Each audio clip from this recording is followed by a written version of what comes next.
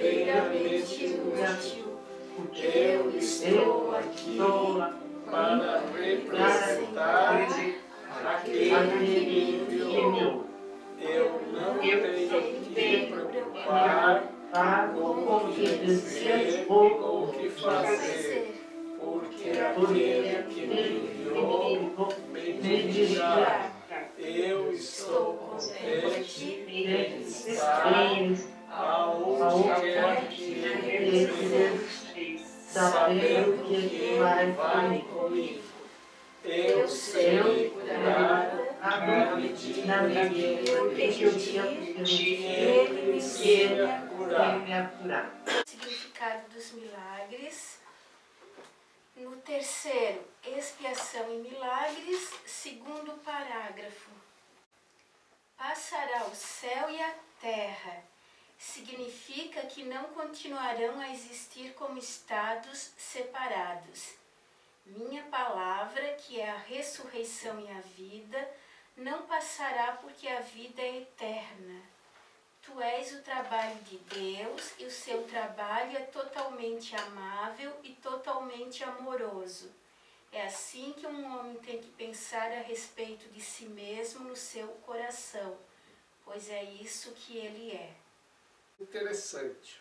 Céus e terra passarão. Ele reinterpreta uma citação bíblica, onde diz: céus e terra passarão, as minhas palavras não passarão.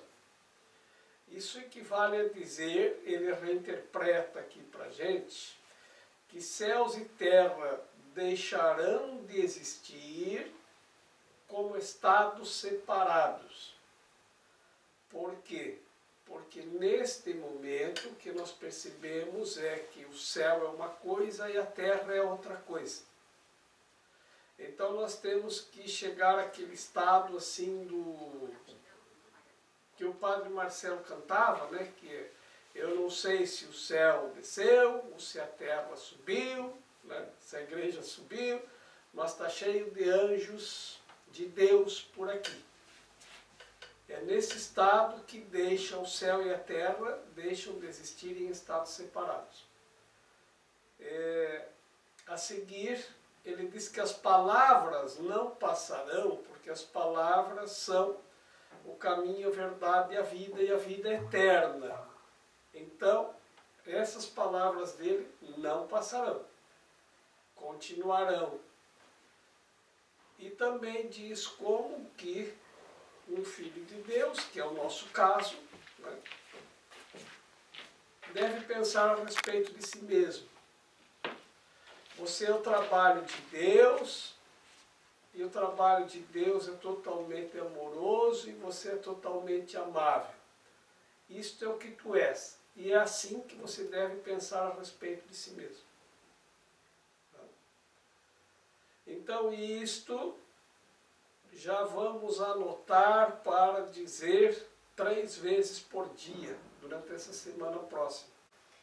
Eu sou o trabalho de Deus, e o trabalho de Deus é perfeitamente amável e totalmente amoroso.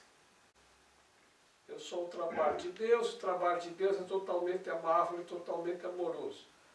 Tomar 3 vezes ao dia. A gente pode fazer mais, né? Pode ir além. A gente pode repetir 3 vezes, 4 vezes ao dia. Dizer 3 vezes ao dia, e a gente pode escrever num papelzinho bem pequenininho, enrolar bem e tomar com água. Tinha um frei que fazia... Por isso? Não, tinha um frei... Como é que é o nome dele? É, lá de São Frei Galvão. Frei Galvão. Que botava um papelzinho bem pequenininho. E tomava com água. Não, o Padre Pio, ele dava cacetado na cabeça dos discípulos que não conseguiam entender as coisas. Que eu sei era assim. Então, esse é o Frei Galvão. Eu sou o trabalho de Deus, e o trabalho de Deus é totalmente amável e totalmente amoroso. Eu não sei se o Padre, quer dizer, não sei se o Padre Pio fazia isso também. Mas eu ouvi falar do Padre Pio que ele dava uma paulada na cabeça do pessoal que ia lá e fazia bobagem. Ele saía batendo nas pessoas. Mas você fez um pecado de novo, vem cá que eu vou te encher, cacetado. Mas o Frei Galvão, ele ficou famoso. Pode ser que o Padre Pio fazia, e me perdoe se eu estou falando alguma coisa errada. Inclusive o Padre Pio, por isso que eu ouvi falar dele, né? Mas ele disse que ele converteu muita gente na cacetada.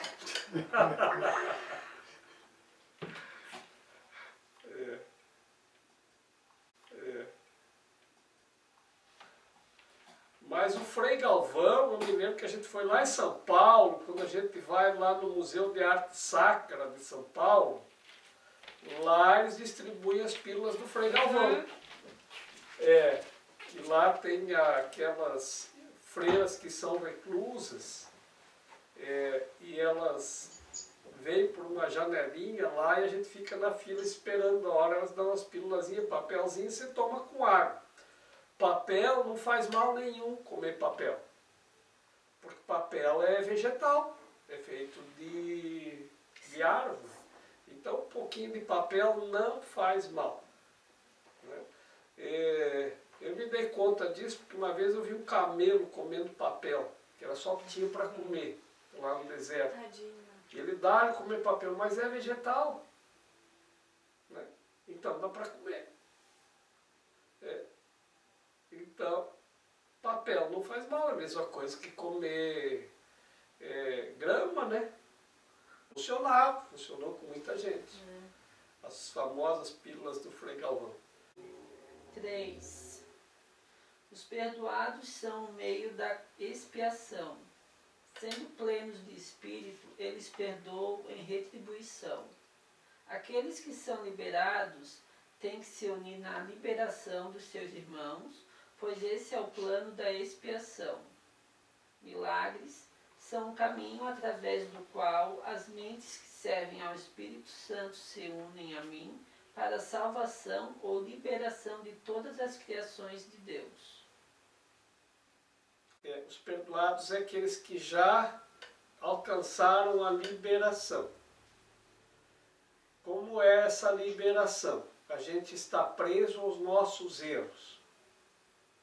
Então, quando você desfaz os erros, isso a gente chama expiação, desfazer a culpa, o medo, os erros e os sofrimentos. Então, esses se unem em mente para ajudar os outros que ainda não se liberaram. Por quê? Porque você alcança o perdão e estende o perdão. Isso funciona assim, quando eu tenho algo que eu tenho que perdoar na outra pessoa, então eu estendo o perdão. Quando eu tenho algo que eu tenho que pedir perdão a outra pessoa, então eu alcanço o perdão. No sentido inverso de estender. Então esse que conseguiu o perdão e se liberou, isso vale para si mesmo também, porque tem coisas que eu digo, eu não vou me perdoar por isto. E isso eu acho que é muita coisa de perdão,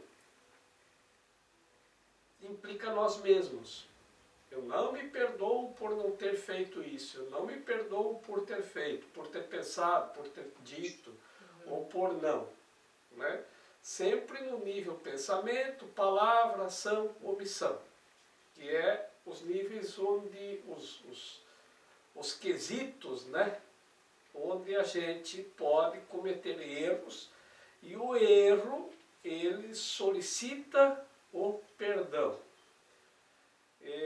Se o erro solicita o perdão, aqueles que alcançaram o perdão por alcançá-lo, por pedi-lo ou por dá-lo, por então estender ou alcançar, esses se liberam da culpa, do medo e do sofrimento.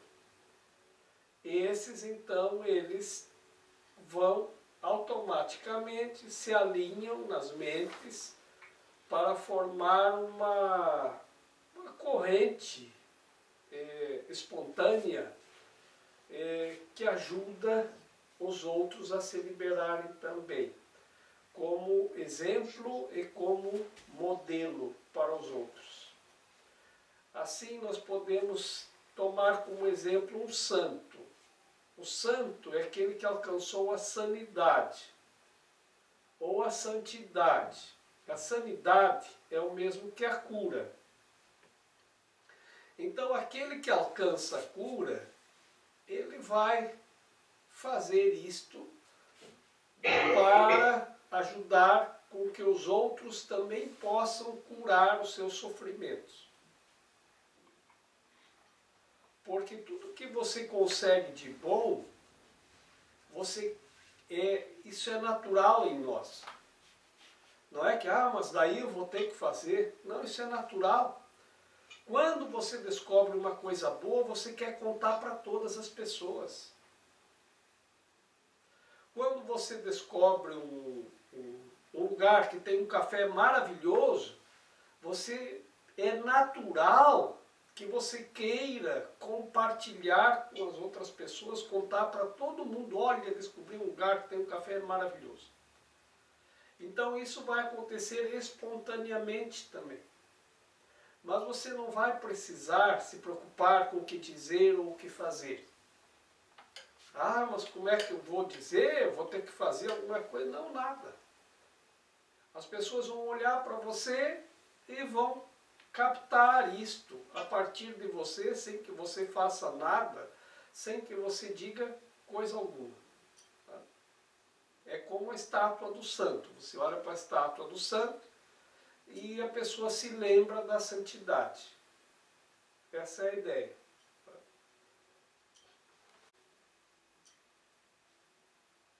Jorge, e como você sabe que você realmente perdoou uma pessoa?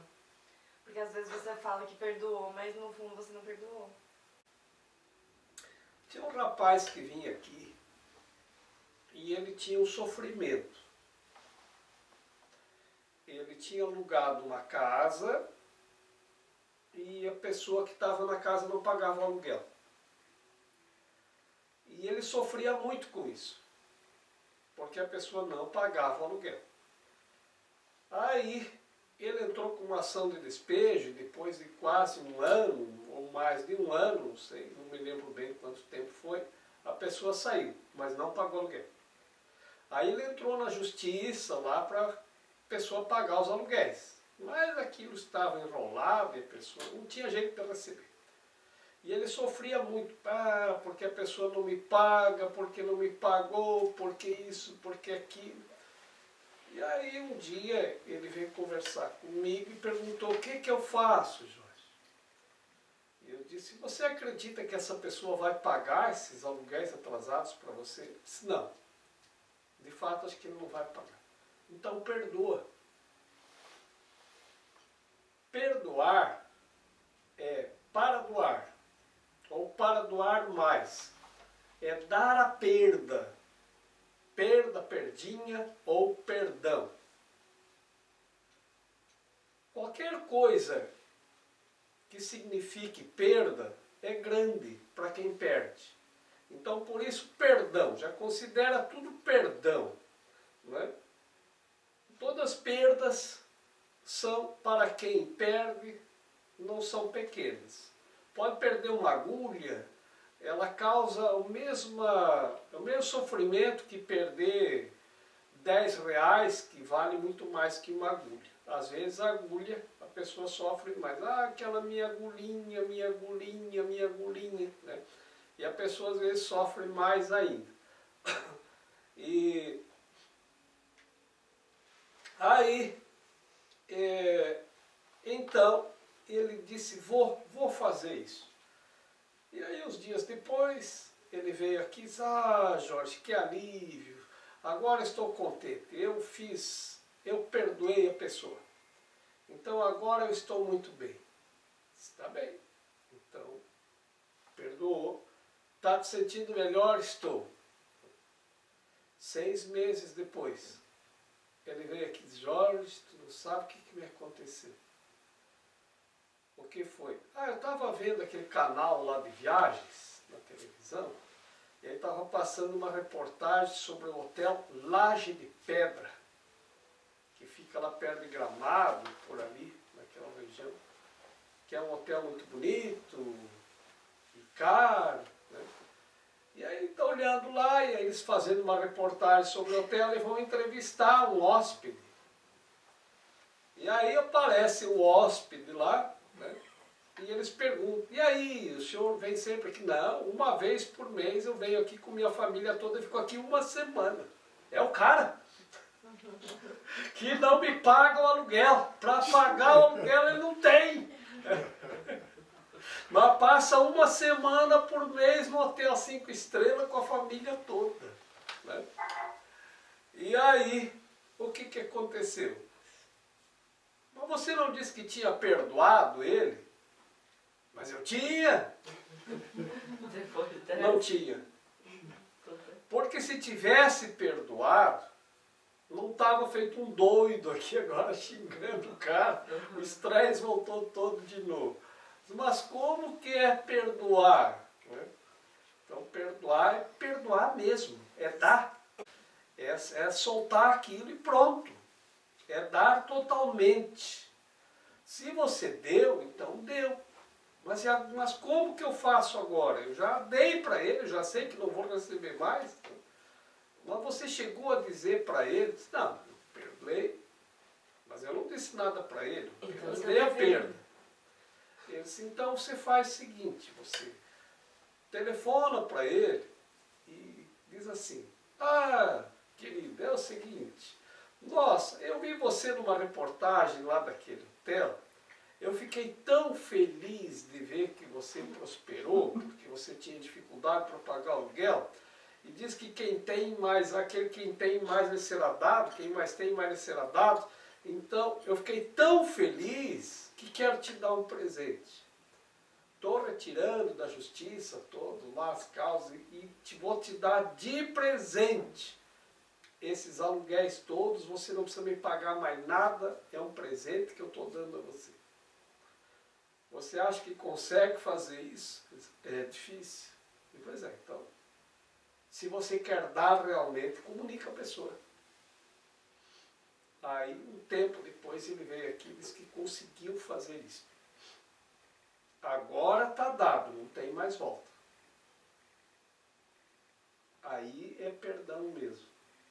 É uma maneira de perceber se a gente deu o perdão, deu a perda totalmente. Porque parece que as coisas provocam, né? O mundo provoca. É como uma pessoa vir dizer para você, olha, eu não posso pagar aqueles 10 reais que eu pedi emprestado, né? E não paga. E aí você passa ali na praia e a pessoa está lá tomando cerveja. Aí você vai lá e diz, olha, eu perdoei você porque você disse que não tinha dinheiro, mas para tomar cerveja você tem, então não perdoa. São umas provocações, mas são bem interessantes. É um teste interessante para ver se a gente deu mesmo, se deu o perdão. Se a gente não deu, a gente vai passar por lá e vai dizer, então é assim. Então não perdoa. O perdão, ele tem que ser de coração.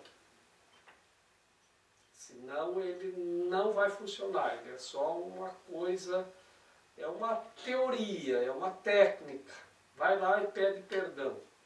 Ou vai lá e perdoa. Mas se não vier do coração, não é real, não é verdadeiro. E isso você vai descobrir depois. Então, basicamente, a gente tem que desaprender tudo que a gente aprendeu a nossa vida inteira sobre relações com as pessoas, né? Porque, sei lá, parece que a gente sempre é ensinado a você dar o troco na pessoa, se a pessoa te traiu, se a pessoa te deu calote, você tem que se vingar, essas coisas, entendeu? É desfazer o nosso sistema de crenças equivocado. Por que tem que desfazer isso? Porque é assim. Uma vez uma pessoa me disse assim, foi um dos meus mestres, ele disse assim, que ele tinha uma pequena empresa e a secretária dele deu um golpe lá na empresa e fugiu com 5 mil reais. Aí ele disse assim, a secretária está numa praia lá no Uruguai, era no verão, e eu estou aqui sofrendo. Eu não vou mais sofrer, porque adianta alguma coisa eu ficar sofrendo? Então tem que dar o perdão. Porque enquanto a gente não perdoar, a gente não sai da inquietude, a gente não sai do sofrimento. Aquilo que não tem jeito, tem que dar perda. E o sentimento de vingança, de dar o troco, ele é uma coisa que realmente é terrível. Porque você troca a tua paz por isso, você não tem mais paz. A gente perde a paz, perde a tranquilidade, começa a ficar estressado, com o coração cheio de raiva, cheio de ódio, fica doente. A pessoa vai criando doenças para o corpo. Já é uma insanidade mental, né? A raiva, o ódio, a vingança, isso não é saudável para ninguém. Então, não é são. Então, é insano. E aí você projeta insanidades no corpo, que são as chamadas doenças. Aí dá câncer, dá tumor, dá AVC, dá ataque cardíaco, dá de tudo, dá estresse, dá depressão.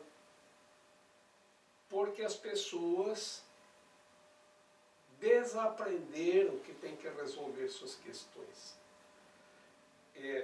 Eu aprendi e desaprendi, agora estou reaprendendo. Veja, quando eu era criança eu fiz o catecismo na Igreja Católica. E ensinaram isso bem direitinho, que eu lembro. Que tinha que toda semana ir lá na missa, confessar os pecadinhos para poder comungar. Né? E tinha que desfazer e não podia guardar nem um pecadinho na consciência. Então, era o caminho para a gente estar sempre feliz, alegre, curado e viver em comunhão, em comunidade com todas as pessoas. Em harmonia com todos. Mas eu desaprendi. Por quê? Porque o mundo ele vai levando a gente para um outro caminho. Então vai levando a gente assim. Você chega em casa e conta, a criança chega em casa e conta para a mãe, fulano puxou meu cabelo.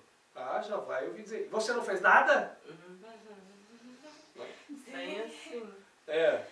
Então não deixa não. Né? Puxa o cabelo também. E aí o mundo vai ensinando isso pra gente. E todo mundo vai ensinando que tu tem que pagar na mesma moeda, que é olho por olho, que é dente por dente, que bateu, levou. Se disse uma coisa, vai ter a resposta. E essa vingança é que vai tirando a nossa paz, a nossa alegria, a nossa felicidade. Então tem que dar o perdão. Se uma pessoa te agride, você tem que perdoar. Aí tem outra citação de Jesus, que diz, perdoa porque eles não sabem o que fazem. Então se uma pessoa te agride, pensa assim, eu sou uma criação de Deus, sou totalmente amoroso e totalmente amável. Como que uma pessoa, uma criatura totalmente amorosa e amável, age ou reage diante de uma agressão? De maneira amável e amorosa. Um bom exercício é trabalhar de caixa. Que daí a pessoa vai lá, dá o troco, vai lá com 10 reais e com uma comanda de 7. Diz, espera aí que eu vou te dar o troco. Exato. Isso mesmo. Eu tive uma secretária que ela namorava um cara que tinha um sítio. Então final de semana ela ia lá para o sítio do namorado. Ela disse que era uma coisa terapêutica fenomenal, porque lá ela descarregava todas as tensões. Então, de manhã era ela que tinha que buscar a vaca no pasto para tirar leite. O namorado, tu que vai buscar a vaca. E aí ela ia lá buscar a vaca e vinha empurrando a vaca e dizendo, sua vaca, caminha! E aí não é ofensa, né? Faça chuva, faça sol. E aí não é ofensa, porque era vaca mesmo. Ela disse que descarregava todas as tensões, né? Sem xingar ninguém, né? Claro. Porque ela chamava a vaca de vaca, isso não pode ser ofensa. Só estava fortalecendo a vaca. É isso. Mas a coisa funciona assim. Tinha um mestre de artes marciais que ele era muito conhecido porque nunca ninguém conseguiu vencê-lo. E ele tinha muitos discípulos. Mas ele já estava bem velhinho e já não tinha mais forças. E ele tinha virado um mito.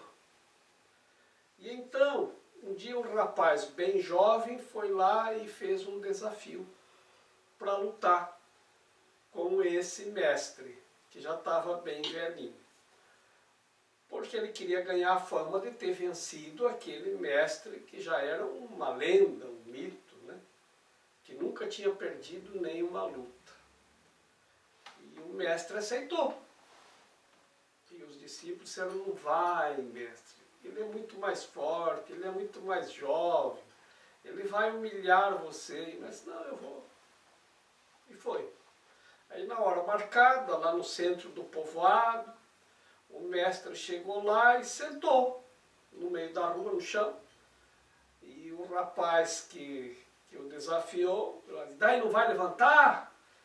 E ele só olhava para o rapaz e não dizia nada. E a pessoa dizia, ele congelou de medo, paralisou de medo. Né?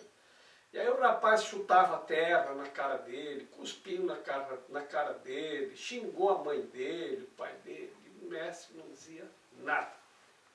Aí os discípulos disseram, o mestre se amedrontou, ele está paralisado de medo. Mas tanto o desafiante provocou que chegou uma hora e foi embora. É um covarde, está paralisado de medo, pegou e foi embora.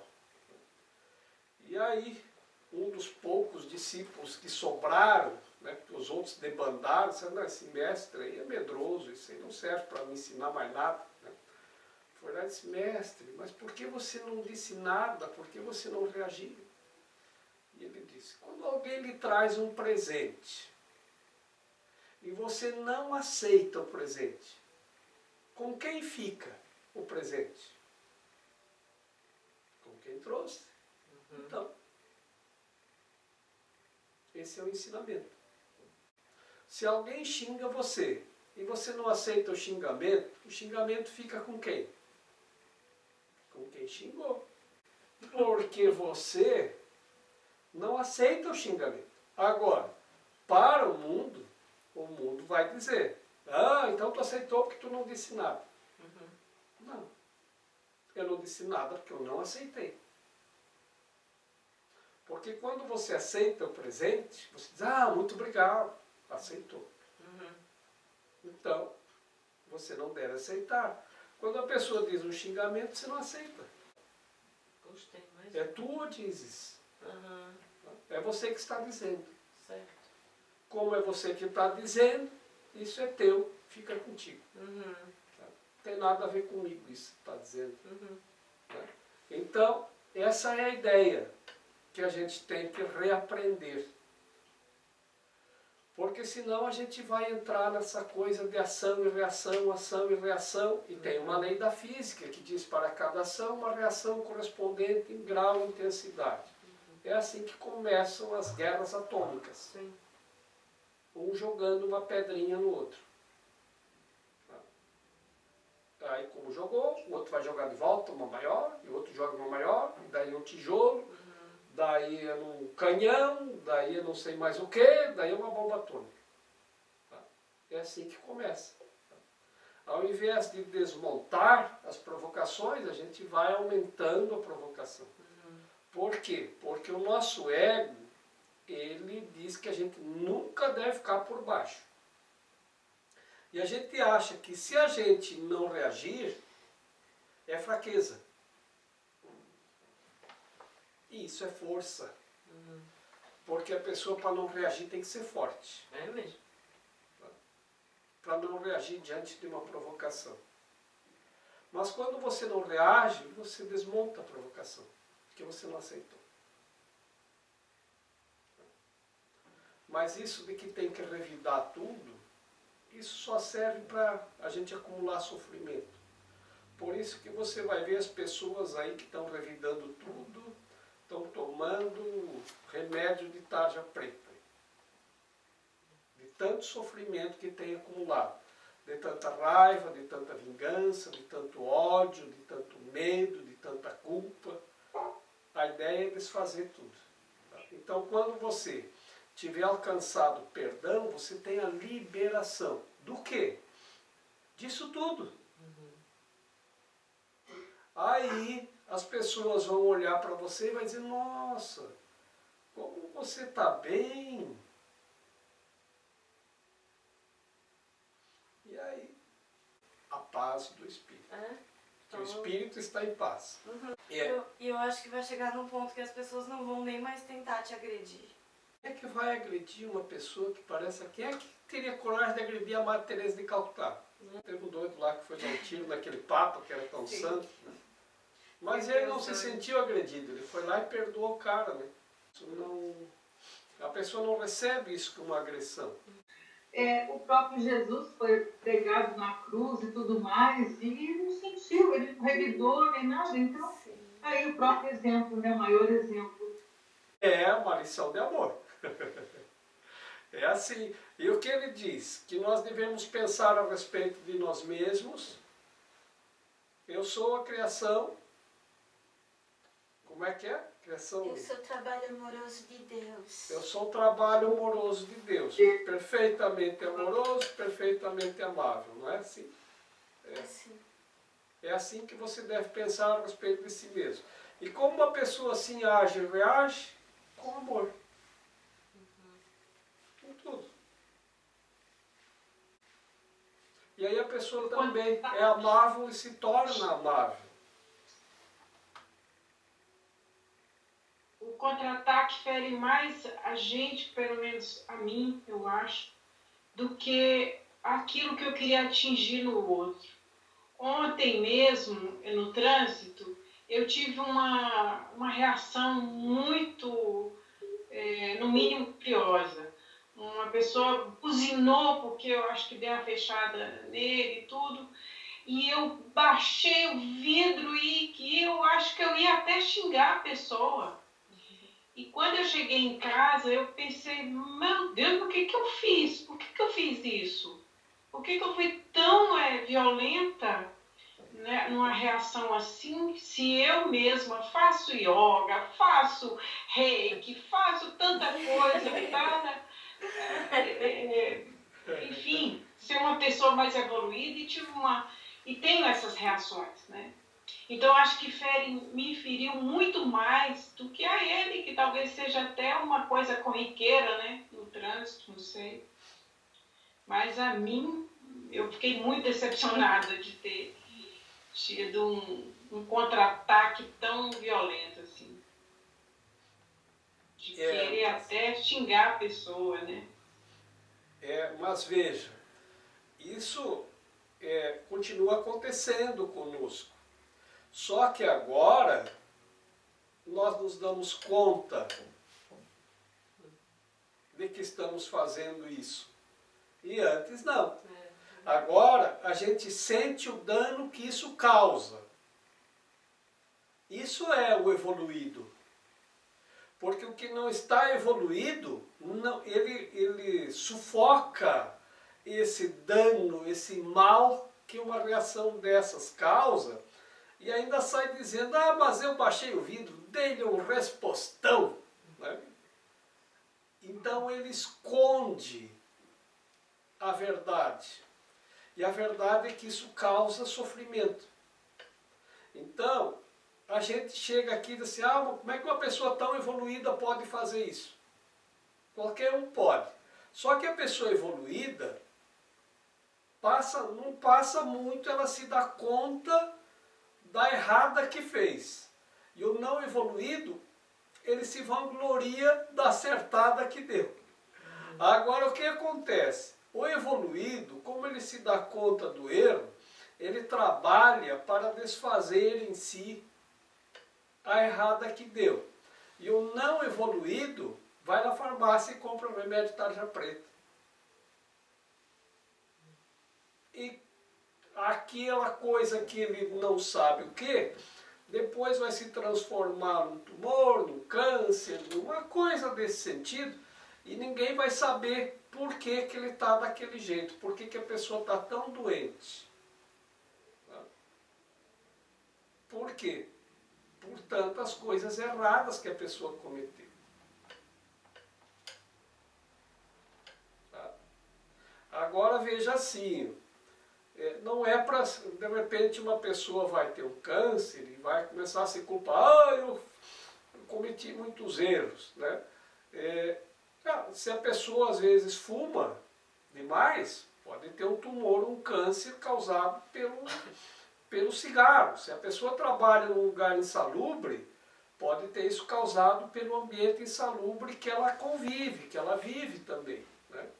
Então, nem tudo, para a pessoa não se sentir culpada, ou para a gente não querer culpar ninguém, né? Tem causas, às vezes tem causas do ambiente também. Né? Se a pessoa está exposta a uma radiação, ela vai acidental, isso não quer dizer que ela é culpa de raiva ou de ódio que ela tem. Né? Agora, o que pode acontecer? Em função disso, a pessoa pode ficar com raiva. Né? Poxa, porque eu trabalhava nesse lugar e agora eu estou com essa dificuldade. Né?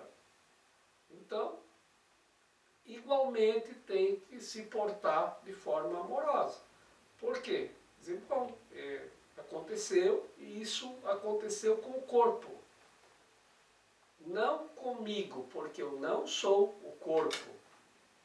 É uma diferença, o que tu és e o que tu tens. Eu tenho um corpo. E o corpo está sujeito a qualquer coisa. Se você andar na chuva, pode resfriar, né? Mas você não pode ficar doente. Às vezes o corpo fica em decorrência das condições atmosféricas. Não quer dizer, ah, eu peguei uma gripe, o que será que eu fiz de errado? Eu fiz de errado andando na chuva. Pronto. Não é pecado andar na chuva. Então isso pode acontecer. Tá? Só para liberar a gente, para não pensar que tudo também senão a gente aumenta aonde não tem que aumentar nada. Às vezes as consequências das causas são naturais. Tá?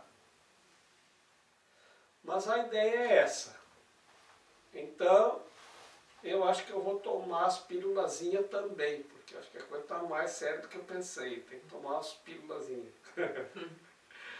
Eu sou o trabalho de Deus, totalmente amável e totalmente amoroso. Vai chegar num ponto, realmente, que as pessoas vão olhar para você e vão ter vontade de dizer, de te dar um abraço. De estar perto de você. Porque você se tornou, você não se tornou, você retornou aquilo que tu realmente és. Então, muita coisa mudou para mim depois que eu comecei a fazer esse curso, depois que eu comecei a entender que eu não precisava ver situações como problemas e sim como soluções. E aos poucos eu fui diminuindo os traumas, fui limpando. Aquele curso que eu fiz aqui também do tarô foi muito legal, embora eu não consegui tempo para estudar, mas como mudou, como eu encontrei respostas, e hoje eu posso dizer que sou uma pessoa mais tranquila. Eu era muito ansiosa E assim, cada momento, sabe, refletindo e vendo que realmente é o nosso mental, é a maneira que a gente absorve as coisas, a maneira que a gente se vê e vê o outro. E eu dizer assim, ó, que é fantástico. Então, faça um curso em milagres. Porque ajuda. Nossa, ajuda muito. Você começa a ter consciência das coisas. E uma visão diferente, mais realista da situação. Sabe? Que não é dar o troco, não é... Ah, fez pra mim, eu vou fazer também. E agora eu me sinto aliviada. Que muitas vezes eu fiz isso. Fui lá, dei o troco. Hoje eu vejo as situações, as pessoas de outra maneira.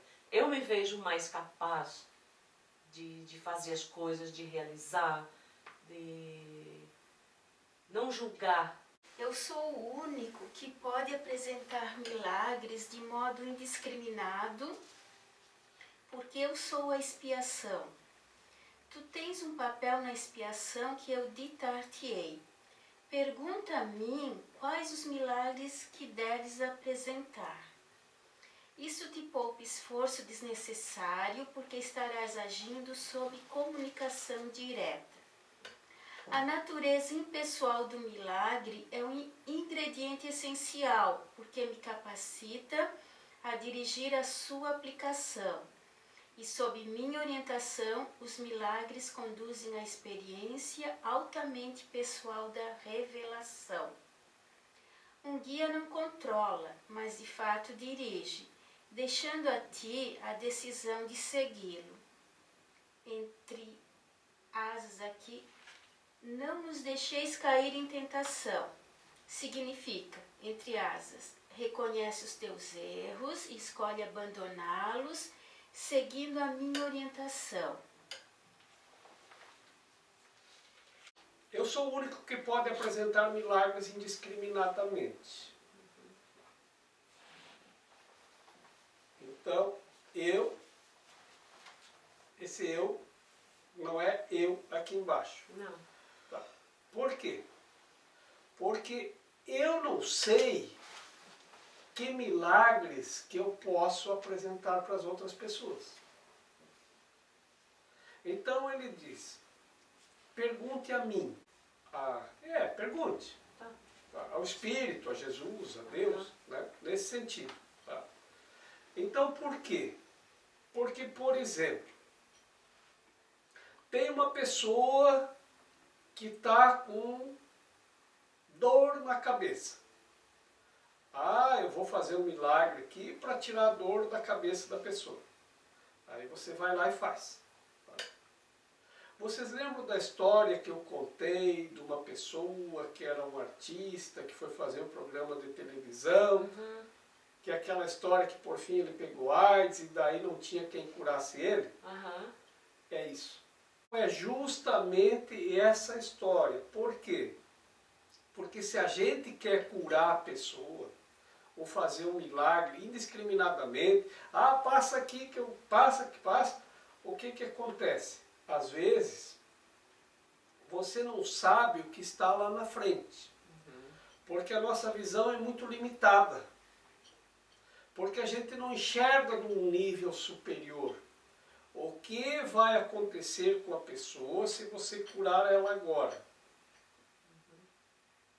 Você não sabe as consequências disso. Porque às vezes, uma coisa que acontece com a pessoa é uma oportunidade para ela buscar a cura. Se ela está sofrendo muito, muito angustiada, e você vai lá e vou tirar a tua angústia. Ai, como eu estou melhor, minha angústia passou. Mas ela estava angustiada porque ela tinha cometido um erro, e a angústia era, a oportunidade que ela tinha era corrigir o erro. E era um erro que não tem menor ou maior, né? Todos são erros, mas era um erro, vamos dizer assim, que ela corrigiria naquele momento facilmente. Aí como você tirou a ansiedade dela, ela não corrigiu. Em função dela não corrigir aquele erro, e aí você pode inventar um romance, né, cheio de consequências e coisas, porque a pessoa naquele momento não corrigiu aquilo que deveria, porque alguém foi lá e fez a gentileza de tirar a angústia, e a angústia era o que movimentava ela para corrigir o erro. Tirou a angústia e agora não preciso mais. E isso pode desencaminhar a pessoa para uma série de consequências muito mais danosas, que depois, mais dificilmente, a pessoa não vai conseguir se recuperar. Assim, ele diz, pergunte a mim. Então, como que eu sempre faço? Eu posso olhar para cima e dizer, Pai, mais ou menos assim, cada um diz no momento as palavras que quer, pode fazer isso mentalmente. Se a minha vontade estiver de acordo com a tua, né? É como diz a nossa meditação, eu estou aqui só para ser verdadeiramente útil. Aí não tenho mais que me preocupar com o que dizer, o que fazer, porque aquele que me enviou me dirigirá. E aí a coisa segue de acordo com a orientação que você recebe na tua mente. As coisas vão acontecer daquele jeito.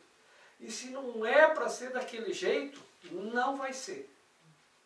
Mas não queira fazer as coisas por você. Em tudo que eu faço, eu digo, vou pedir a orientação do Espírito. Se é para ser, vai dar certo. Se não é, vai acontecer algum imprevisto que vai bloquear isso de dar certo e não vai acontecer.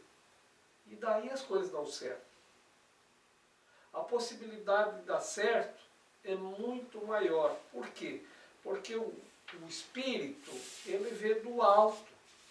E ele sabe qual o caminho que tem lá na frente, quantas pedras tem na frente, e eu não sei. Então, quando eu me meto a fazer as coisas por mim mesmo, eu posso dar uma errada bem grande.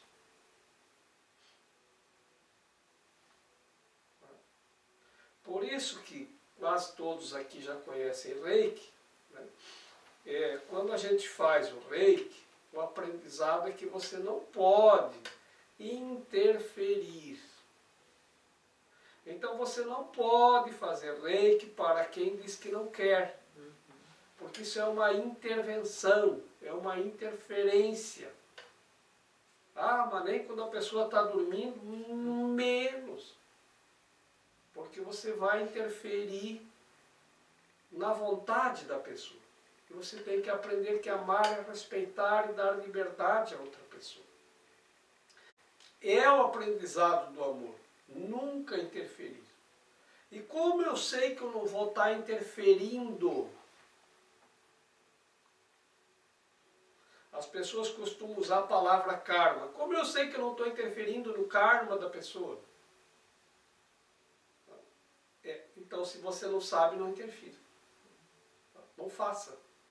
Peça ao Espírito Santo, peça a Jesus, peça ao Espírito Santo que me dê a comunicação. Né? Diante de alguma coisa que você não sabe o que fazer, você diz essa meditação. Eu estou aqui só para ser verdadeiramente útil. E você vai ver como vão surgir coisas que você jamais imaginou.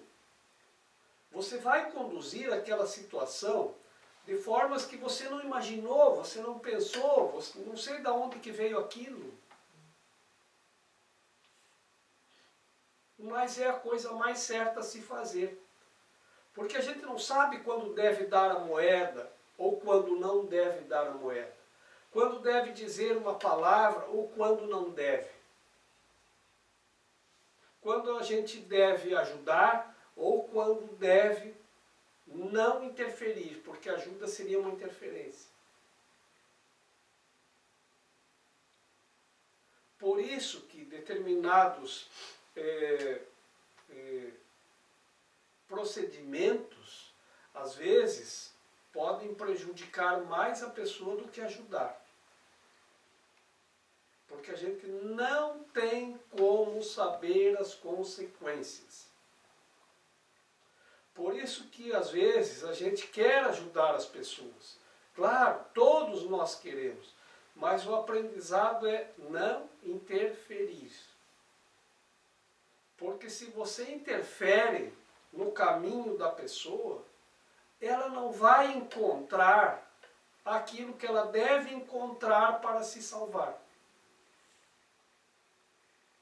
Vocês podem imaginar romances nesses sentidos mais variados. Nós temos uma boa imaginação. Vou imaginar um aqui agora. A pessoa está procurando o amor da sua vida.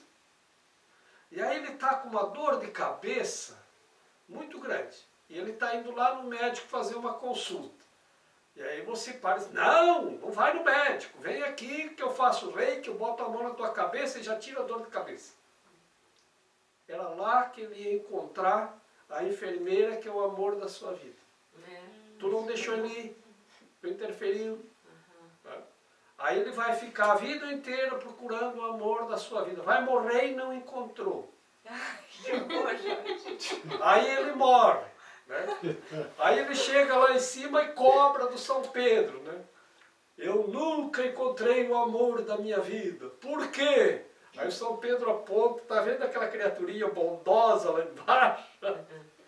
Ela que não deixou. Eu às vezes eu boto peso numa ponta, né? Eu radicalizo numa ponta. Porque é assim mesmo. Sabe? A gente não sabe as consequências das coisas que a gente vai fazer. Por isso que a gente tem que observar esses critérios. A gente não pode sair fazendo milagre indiscriminadamente. Não é que a gente não tem esse poder. Aí que está, nós temos. Tá? Só que quando você faz indiscriminadamente, pode cometer um monte de equívocos. E aquilo vai para a tua conta. Vai para a tua conta. Então, por isso que amar é respeitar e dar de verdade. Você quer receber reiki? Estou dando esse exemplo do reiki que é bem conhecido.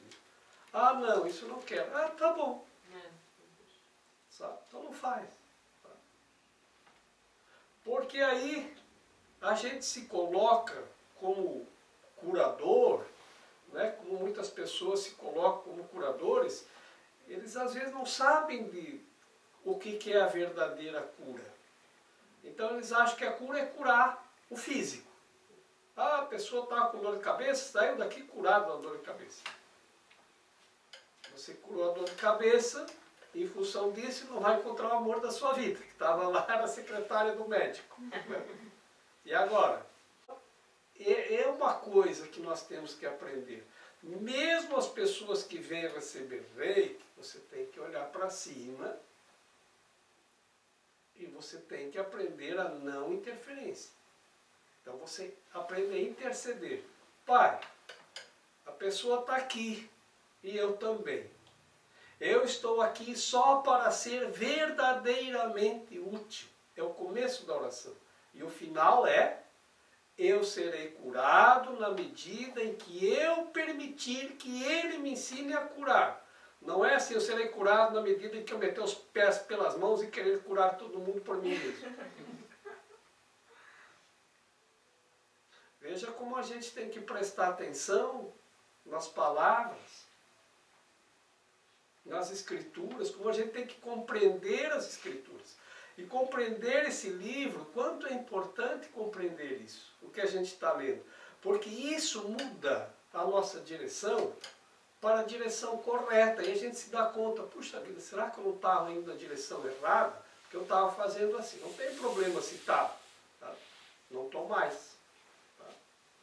Então ele diz ali, abandona os erros e pega o caminho correto. Não está isso no parágrafo que a gente leu agora? Sim. É. Você se dá conta que está fazendo errado, para de fazer. Por quê? Porque daí você não dá continuidade, você começa a trilhar outro caminho.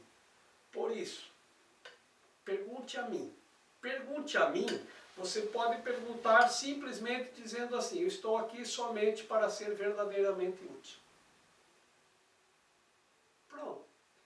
Aí tu olha para cima e diz: é tudo contigo. Eu não sei o que fazer. E a própria meditação está dito.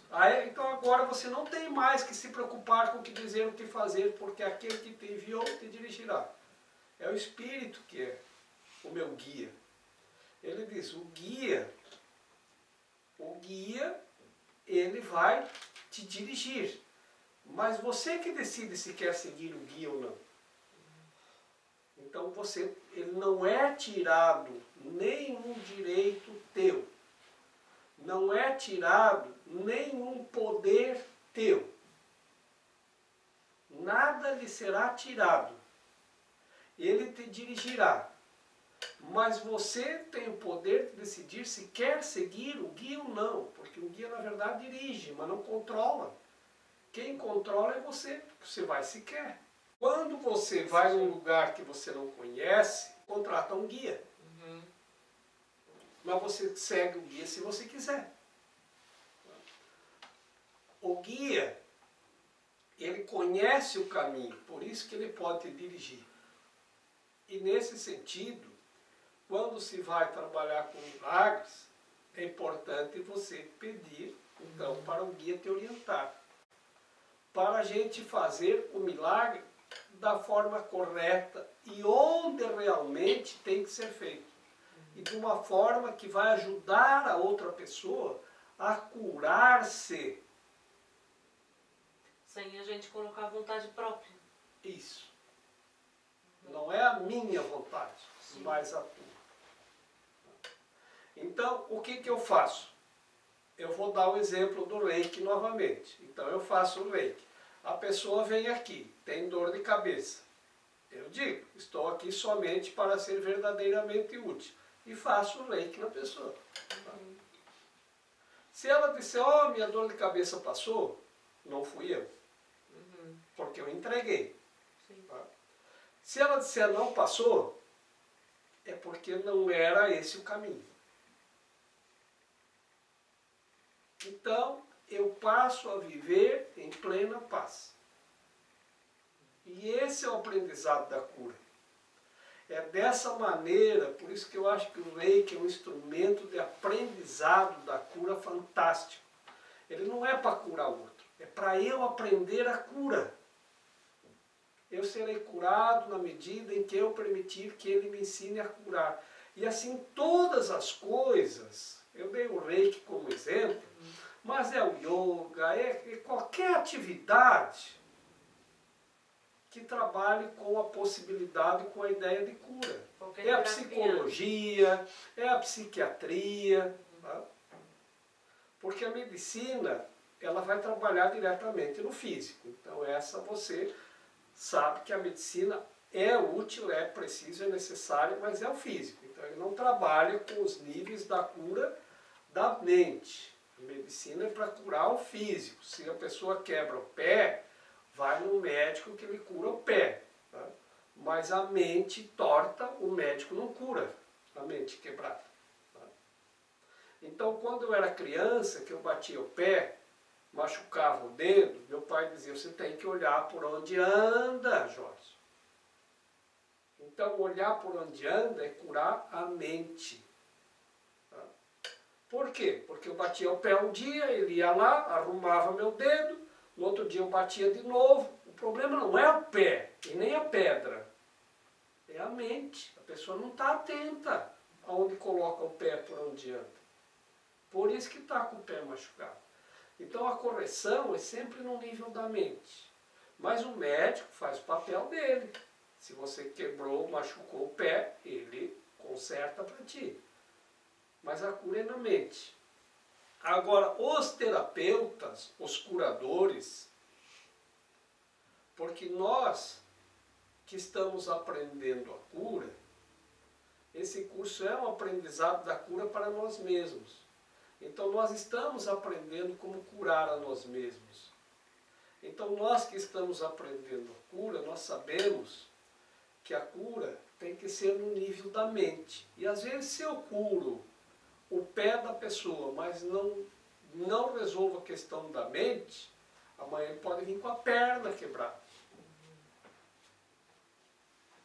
Não curou, piorou, porque não, se eu quebrar a perna, se eu saltar daqui, quebrei o pé, foi lá e arrumaram. Aí agora se eu quebrar a perna, vai lá e arruma. Aí se eu quebrar o pescoço, né? O menino ganhou uma bicicleta de Natal, ele morava numa casa e era uma descida. Aí ele aprendeu, treinou, aprendeu a andar de bicicleta. E a mãe dele estava sentada na cadeira na frente da casa e ele ia lá, subia lá o morrinho e descia correndo tudo de bicicleta. Aí ele aprendeu, ele passava na frente da mãe, olha eu andando de bicicleta! Né? E dali um pouco ele aprendeu que podia andar numa mão só. Ah, mãe, eu só com uma mão, segurando o guidão da bicicleta. Né? Oh, mãe, eu sem as mãos! E passava correndo. Né? Oh, mãe, eu sem os pés! Né? É? Oh, mãe, eu sem os pés e sem as mãos! Daí um pouco, oh, mãe, eu sem os dentes!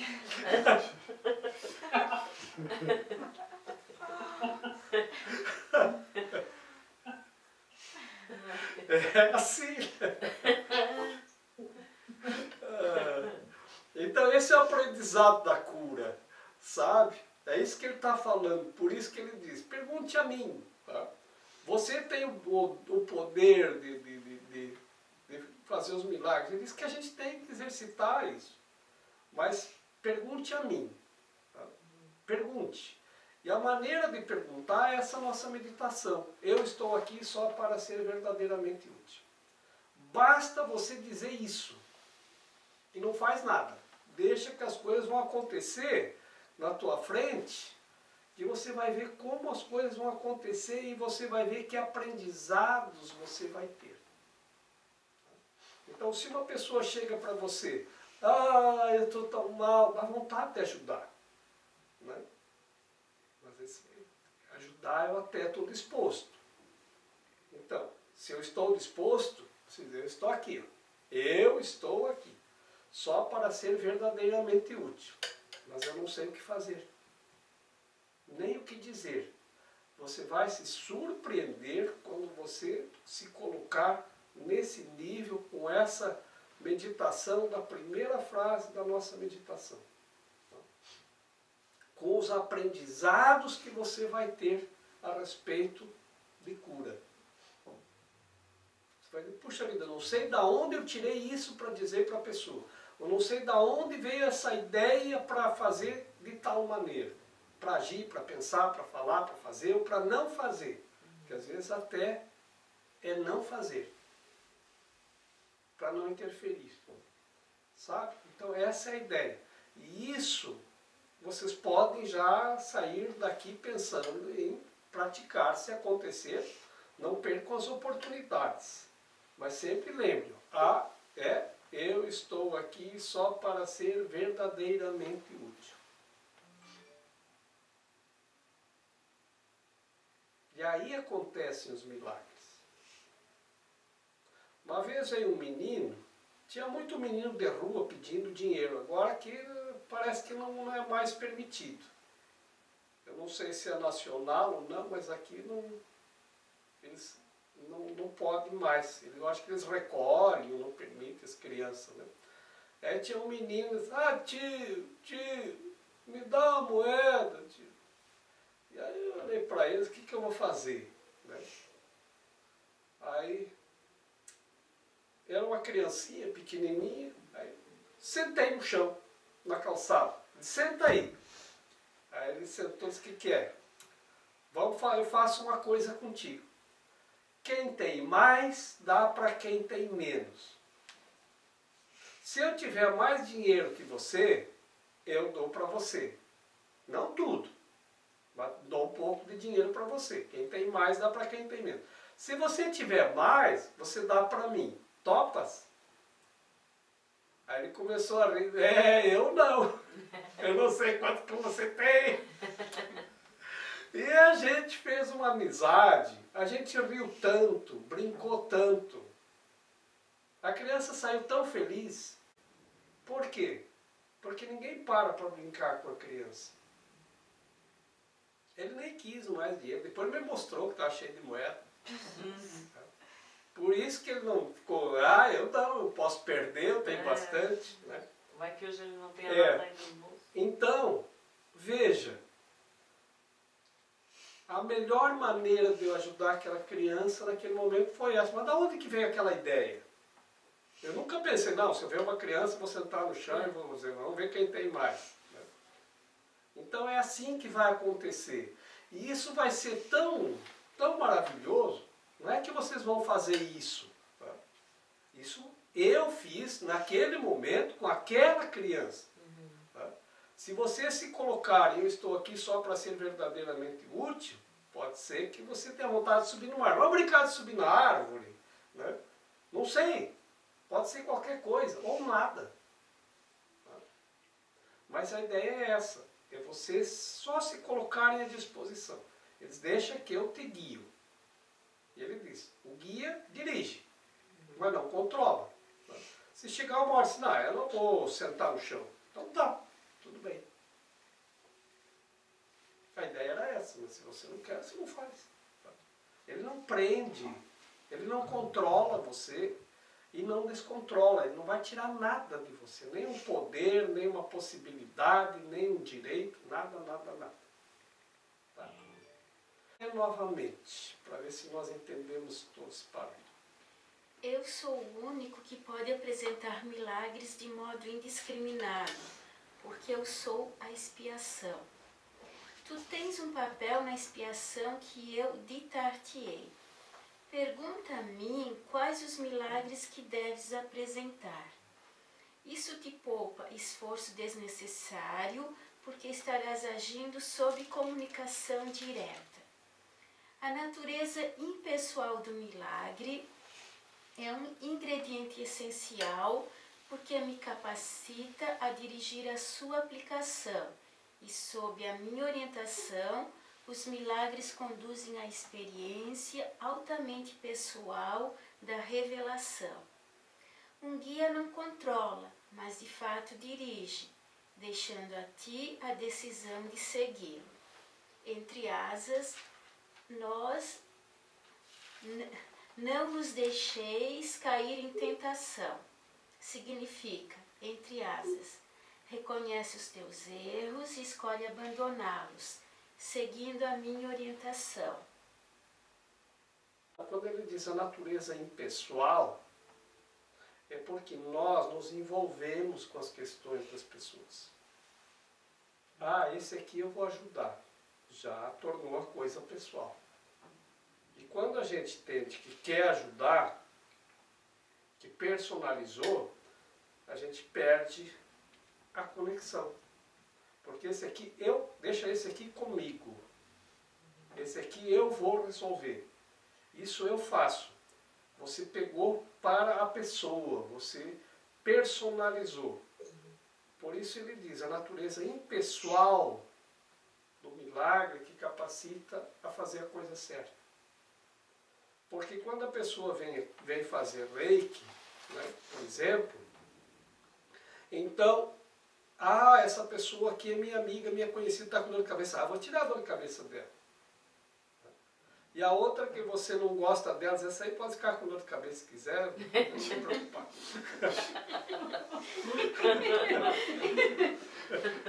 Depois que morrer, já... Estou nem aí contigo. Se o Espírito Santo quiser, que cure.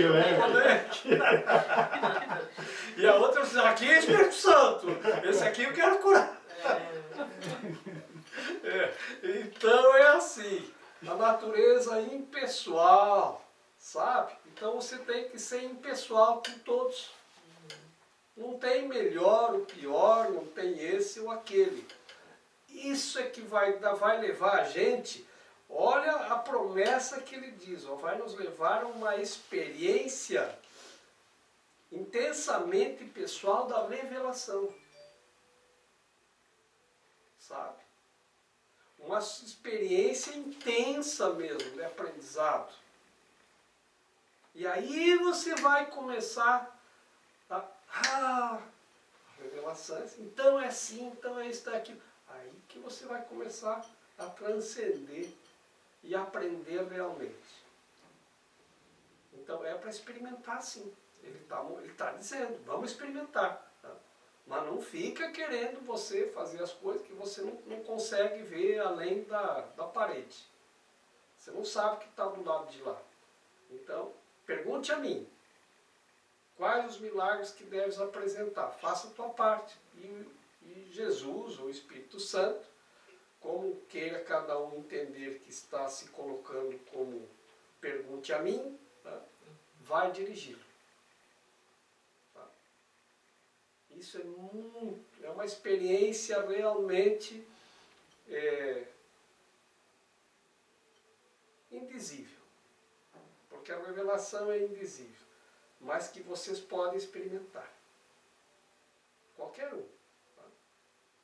Eu usei exemplo de reiki, mas não é que então vou ter que fazer reiki. Não.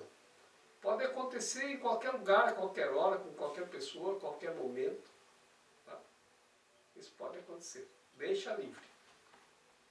Eu não sei se a frase está correta, mas eu lembro sempre da frase que você falou, e foi quando nós fizemos o reiki. Eu sou a flauta de bambu que a canção passa. Eu sou a flauta de bambu por onde serve aqui. Serve de novo. Eu sempre, porque eu faço terapias, eu trabalho com terapias, então eu digo isso. Eu sou a flauta de bambu que a canção passa. Ele chama aqui de natureza impessoal. Eu sou a flauta de bambu por onde passa a canção. Isso eu aprendi da Miriam. A importância disto é o meu aprendizado da cura. Tá? E a experiência intensa que eu posso ter fazendo isso. É bem isso mesmo. O erro não pode ameaçar realmente a verdade, que sempre pode resistir a ele. De fato, só o erro é vulnerável. És livre para estabelecer o teu reino onde achares adequado, mas a escolha certa é inevitável se te lembrares disso.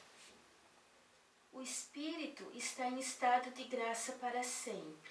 A tua realidade é só Espírito. Portanto, tu estás em estado de graça para sempre. A expiação desfaz todos os erros nesse sentido, e assim extirpa a fonte do medo. Todas as vezes que vivencias as garantias de Deus como ameaça, é porque estás defendendo uma lealdade mal colocada ou mal dirigida. Quando projetas isso para outros, tu os aprisionas, mas só na medida em que reforças erros que já tenham feito. Isso faz com que sejam vulneráveis às distorções de outros, já que a sua própria percepção de si mesmos é distorcida. O trabalhador de milagres só pode abençoá-los, e isso desfaz as suas distorções e os liberta da prisão. Os erros são só coisas que a gente faz e que a gente não entende. Exatamente. Tipo, não é um motivo pra você se lastimar, nem pra você sofrer, nem pra você, julgar os outros porque eles erraram. Porque a partir do momento que você entende que os teus erros são só experiências que você, naquele nível de consciência, você fez o que era melhor pra você naquele momento, né? E eu acho que quando você começa a ver isso em você mesmo, você começa a ver os outros assim também. Então é muito mais fácil você perdoar. Na verdade, você nem vai precisar perdoar as pessoas, porque você nem vai considerar o que elas fizeram como uma coisa, digna de ser perdoada, entendeu? Porque foi só um erro. Foi só, uma coisa que elas não entenderam no momento. Não sei. Às vezes, quando você recebe, eu não sei como está ali, a Deus como uma ameaça, ou mostra aos outros Deus como uma ameaça, tá? Você reforça isso na medida em que as pessoas receberem isso. Então, como é? Você errou, Deus vai te castigar. Tá? Deus não castiga ninguém. Né? Então, esse é um equívoco. Tá? Agora, o que ele diz? A pessoa que tem a compreensão da cura, o que faz? Abençoa. Não diz nada. Não critica, não julga, não reforça o erro, apenas abençoa. Tá? Então, por quê? Porque justamente os erros não são nada. Agora ele diz, mas você tem que desfazê-los. Compreendendo que eles não são nada, fica muito fácil você ir lá e pedir perdão. Quando você acha que o erro foi uma coisa imensurável, gigantesca, você não consegue nem perdoar e nem pedir perdão.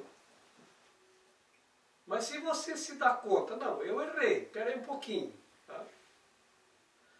Eu queria te pedir perdão aqui, eu cometi um equívoco aqui, um erro, e eu queria te pedir perdão. Tá? O que ele diz? Lá no primeiro princípio diz que milagres não tem maior ou menor. E nem erros também, nada tem maior ou menor. E os erros aqui realmente, como você compreendeu, ele reduz os erros a nada. Isso não é nada. Tá? Então, o que a pessoa que entende a cura faz? Apenas abençoa. A pessoa vai se dar conta e ela mesmo vai conseguir a força e a compreensão para perdoar e para pedir perdão. Vai lá, pede perdão, isso não é nada. É assim mesmo. Então, nós não devemos reforçar, quando você percebe que a pessoa cometeu um erro, reforçar que a pessoa cometeu um erro. Que a pessoa já deve estar se roendo, né? Porque cometeu um erro. Aí você vai lá e reforça, e essa foi feia. Essa Deus vai castigar. Tu só espera.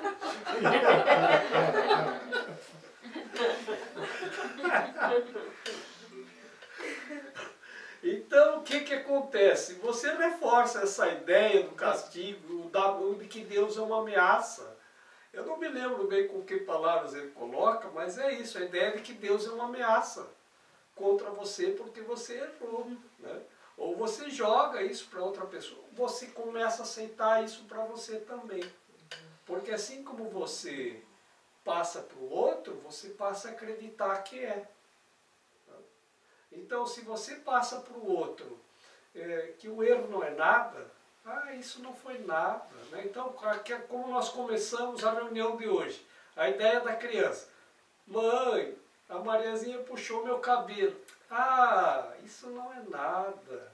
Vai lá e diz, eu queria pedir perdão porque você puxou meu cabelo. Mas não é dar perdão, é a mesma coisa. Vai lá, eu queria trazer perdão para você porque você puxou meu cabelo e doeu. Mas você está perdoado, eu quero ser tua amiguinha e quero brincar de volta contigo. Tá? Pronto, o erro não é nada. Você reduz ele ao que realmente ele é, nada. Tá? E coloca o perdão no grau em que o perdão é tudo. O erro é nada e o perdão é tudo. Eu já falei. Olha, é muito importante nesse primeiro capítulo, nesses primeiros capítulos, a gente ter uma compreensão bem boa de tudo, tá? Porque isso é a base de todo o nosso trabalho aqui que vai adiante. Se a gente não entender bem essas primeiras partes aqui, a gente vai chegar lá na frente e vai ter dificuldade para entender coisas muito simples. Porque isso é a base de todo o livro, cada coisa que a gente vai aprendendo vai formando base para estabelecer a próxima compreensão. Tá? Então não deixem passar. Não compreendeu? Pergunte. Teve uma compreensão? Jorge, Oi. Um dos vídeos que eu assisti seu dizia o seguinte, se eu entendi bem, o erro, na verdade, quem comete é o ego. O espírito, nossa essência, né, ele é invulnerável. Então, se a gente enxerga também essa qualidade, essa imagem de Deus no outro, a gente tem mais facilidade de ver que como o erro é feito pelo ego e não pelo espírito, então a gente perdoa mais facilmente. Não sei se foi isso que eu entendi, foi num outro vídeo. Tá bem entendido. E foi bom, ó, receber um sopro lá, tá? Porque eu estava deixando passar uma coisa muito importante aqui. O espírito está em estado de graça para sempre. Você é só espírito. Você, portanto, está em estado de graça para sempre. E isso quer dizer que você nunca deixou de estar e nunca vai deixar de estar e está em estado de graça agora. Você não consegue se dar conta disso porque você acredita que os erros Pode realmente ameaçar a verdade. podem realmente ameaçar a verdade, que é isso. Você é espírito e espírito, como espírito, está em estado de graça para sempre. E os erros são nada. E você é o espírito e o espírito é tudo. Então não deixa que esses erros que não significam nada, que realmente a gente faz quando está no ego, impeçam você de estar nesse estado de graça.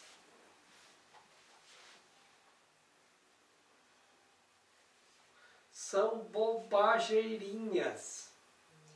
E não tem erro maior ou menor.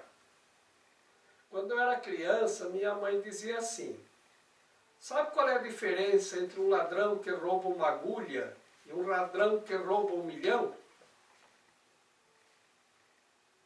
Ela dizia que não tem diferença, os dois são ladrão. Então não tem maior ou menor. Se não tem erro maior e não tem erro menor, Então o erro é nada. o erro é nada. Por isso que é tão fácil. Fácil quando a gente chega e compreende. Mas quantos anos levou para compreender isso? Pode ser. Eu tô... Falar uma coisa, e não existe muito tempo e pouco tempo também, né? Tipo, pra despertar. Não.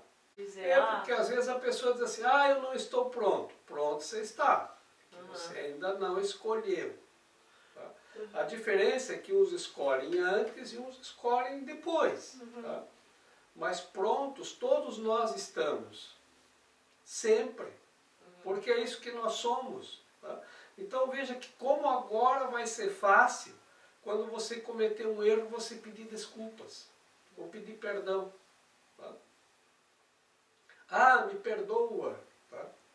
Então agora sim, você vai trabalhar de caixa e quando a pessoa der 100 reais e você tem que dar 30 de volta, você dá os 30 e diz: ah, me perdoa, eu não queria dar o troco, dá aqui de volta o dinheiro. Mas você... Erro é erro, não tem... É como eu disse antes, né? Como foi a história de baixar o vidro do carro, né? Então foi assim. Enquanto você acha que levar vantagem está certo, aí é um erro. é erro igual. É erro igual. É erro igual. Tá? É só que ele não percebe como erro, percebe como dei o troco. Sim. Tá? A altura. Tá? Quando a gente está mais evoluído, é isso que às vezes as pessoas não entendem. Né? Aí as pessoas vêm me dizer assim: Jorge, como tu é uma pessoa tão evoluída, como é que tu fez isso? Eu digo: mas todo mundo comete erros. A diferença é que eu já me dou conta quando estou cometendo erro. A pessoa que não está evoluída, ela acha que fez certo, dando tronco na resposta à altura. Né? É isso que nós devemos. Então, quando você faz um erro desses, não se culpe. Tá? Não puxe para si a ameaça de Deus. Agora Deus vai me castigar porque eu sou uma pessoa evoluída e eu cometi um erro. Não vai. Ele vai te mostrar como um erro que não tem maior ou menor pode causar um dano. Então você xingou a pessoa no trânsito, você vai para casa se corroendo. Ah, como é que eu fiz isso? Por que que eu fiz isso? E você sente a consequência de fazer tal coisa. Tá? Agora, a pessoa que não sente, ela vai se corroendo sem se dar conta. Essa vai ficar doente mais facilmente. Porque nós vamos saber dos erros. A outra pessoa não, ela acha que fez certo. Mas a corrosão interna, ela vai ser a mesma. Só que você estanca a corrosão e a outra pessoa, porque acha que não, ela não vai estancar, a corrosão vai correndo, correndo, correndo, correndo. Sim. Eu estou aqui só para ser verdadeiramente útil. Eu estou aqui para representar aquele que me enviou. Eu não tenho que me preocupar com o que dizer ou o que fazer, porque aquele que me enviou me dirigirá. Eu estou contente em estar aonde quer que ele deseje, sabendo que ele vai comigo. Eu serei